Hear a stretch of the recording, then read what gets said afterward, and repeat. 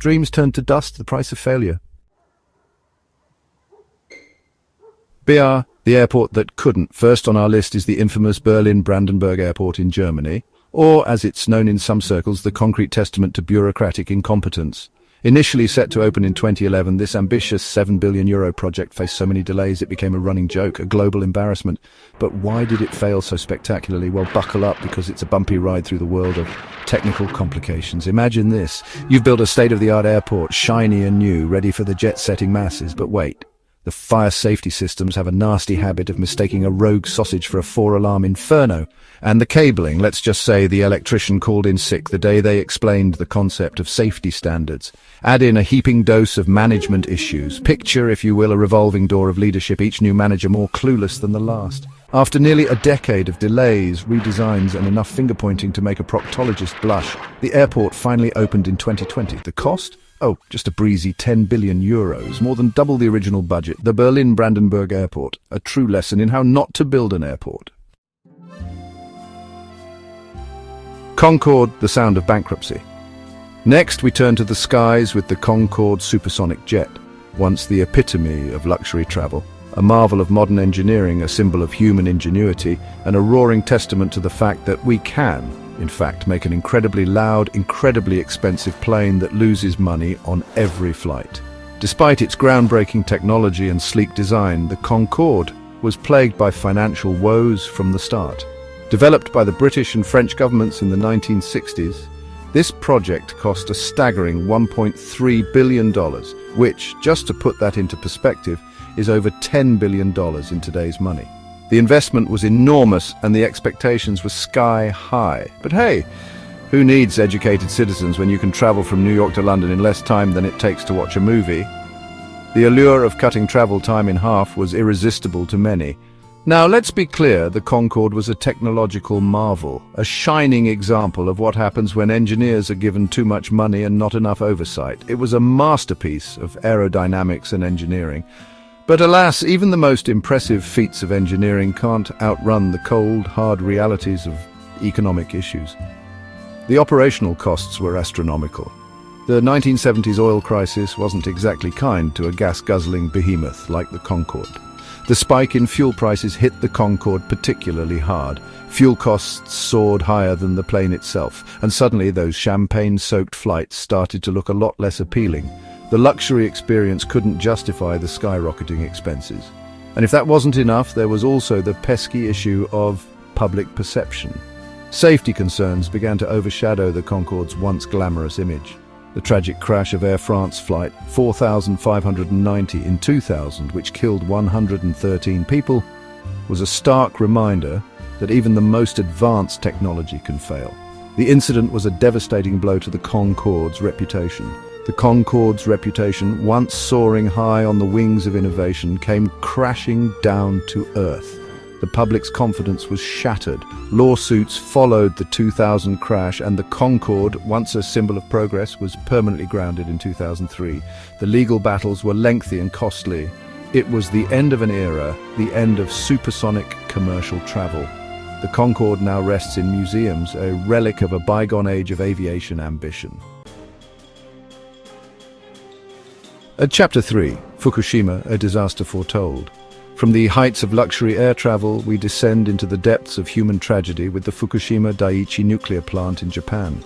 This juxtaposition highlights the fragility of human achievements in the face of nature's unpredictable fury.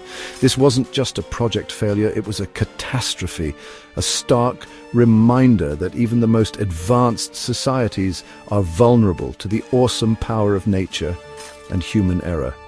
The aftermath left a scar on the landscape and on the collective psyche of the nation. Constructed in the 1970s, the Fukushima plant was, for a time, a symbol of Japan's technological prowess. A shining example of their commitment to nuclear energy. It represented a future where energy was abundant and clean, a beacon of progress. But on March 11, 2011, that image was shattered by a magnitude 9.0 earthquake and the ensuing tsunami. The natural disaster struck with a force that no one had fully anticipated, revealing the vulnerabilities in the plant's design and preparedness. The images were seared into our collective memory, a wall of water crashing inland, engulfing everything in its path. The plant's defenses overwhelmed, the reactors overheating, the threat of meltdown looming large. It was a scene of chaos and destruction that seemed almost apocalyptic.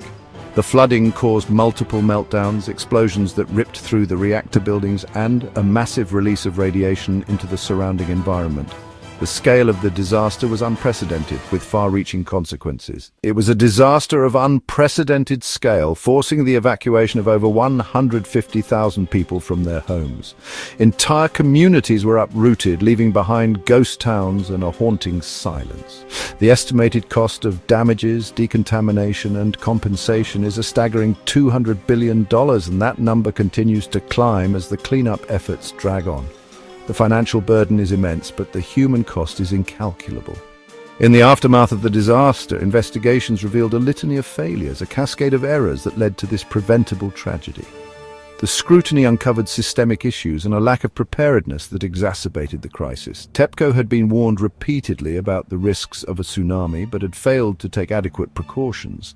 The warnings were clear, but the actions taken were insufficient, leading to devastating consequences. Fukushima stands as a stark reminder of the potential consequences of nuclear power, a cautionary tale for a world grappling with the challenges of climate change and energy security. It underscores the need for vigilance, preparedness, and respect for the forces of nature. Chapter 4. Boeing 737 MAX, When Hubris Takes Flight. From the depths of natural disasters, we ascend back into the realm of human ingenuity, or perhaps more accurately, human hubris. This chapter delves into the intricate dance between innovation and overconfidence, a dance that can sometimes lead to catastrophic outcomes. This time, our story takes us to the skies, to the world of aviation, where cutting-edge technology and corporate ambition collided in the most tragic of ways.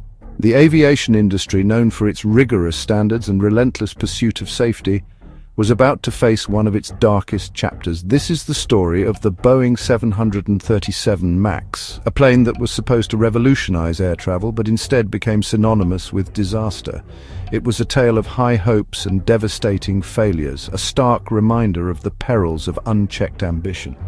The 737 MAX was Boeing's golden goose, their cash cow, the plane that was going to secure their dominance in the commercial aviation market for years to come. It was designed to be a game-changer, a testament to Boeing's engineering prowess and market foresight. It was touted as being more fuel-efficient, more cost-effective, and just all around better than its predecessor. The new engines promised significant savings on fuel, a crucial factor for airlines operating on thin margins. Airlines around the world lined up to place their orders, eager to get their hands on this supposed marvel of engineering. The anticipation was palpable, and the orders flooded in, signaling a bright future for Boeing.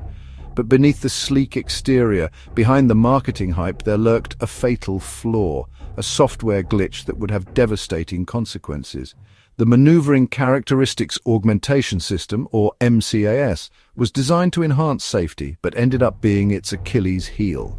In October 2018, a Lion Air flight crashed into the Java Sea just minutes after takeoff, killing all 189 people on board. The world watched in horror as the tragedy unfolded, raising questions about the safety of the new aircraft. Then just 5 months later, an Ethiopian Airlines flight met a similar fate, crashing shortly after takeoff and claiming the lives of all 157 passengers and crew. The aviation community was shaken to its core, and the public demanded answers. Investigations revealed that the crashes were caused by a faulty software system known as MCAS, the Maneuvering Characteristics Augmentation System. This system, intended to prevent stalls, instead forced the planes into uncontrollable dives. Boeing, in their rush to get the 737 MAX to market, had cut corners, prioritizing speed and cost-cutting over safety and thorough testing. The pressure to compete with Airbus and deliver on promises led to a series of fatal missteps. The fallout from the crashes was swift and brutal. The 737 MAX was grounded worldwide, its reputation in tatters. Airlines scrambled to adjust their schedules, and passengers were left wary of flying on the once promising aircraft. Boeing has spent over $20 billion on everything from fixing the flawed software to compensating the victims' families to paying fines and settlements. The financial and reputational damage was immense, serving as a stark lesson in the cost of hubris. Chapter 5. The Big Dig. Boston's big-budget black hole. For our final descent into the abyss of project failure, we land in the United States, in the city of Boston, where a massive undertaking known as the Big Dig became synonymous with cost overruns, construction mishaps, and a general sense of what were they thinking. The Big Dig, officially known as the Central Artery Tunnel Project, was supposed to be Boston's saving grace, a solution to their traffic woes, a marvel of modern engineering. The plan was to bury a stretch of elevated highway underground, creating a series of tunnels and bridges that would ease congestion and beautify the city. Sounds great, right? Well, in theory perhaps, but in practice it turned into a logistical nightmare. A money pit of epic proportions and a cautionary tale about the perils of overambitious infrastructure projects. The initial estimate for the Big Dig was a cool $2.8 billion. By the time the dust settled, the final price tag for the Big Dig had ballooned to a staggering $24 billion.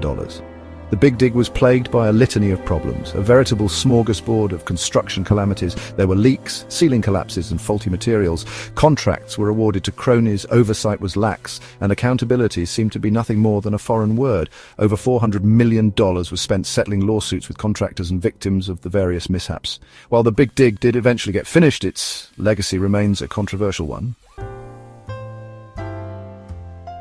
Chapter 6. Lessons from the ruins. These colossal failures remind us of the fine line between ambition and disaster. Amidst the wreckage, there are lessons to be learned about planning, ambition, and oversight.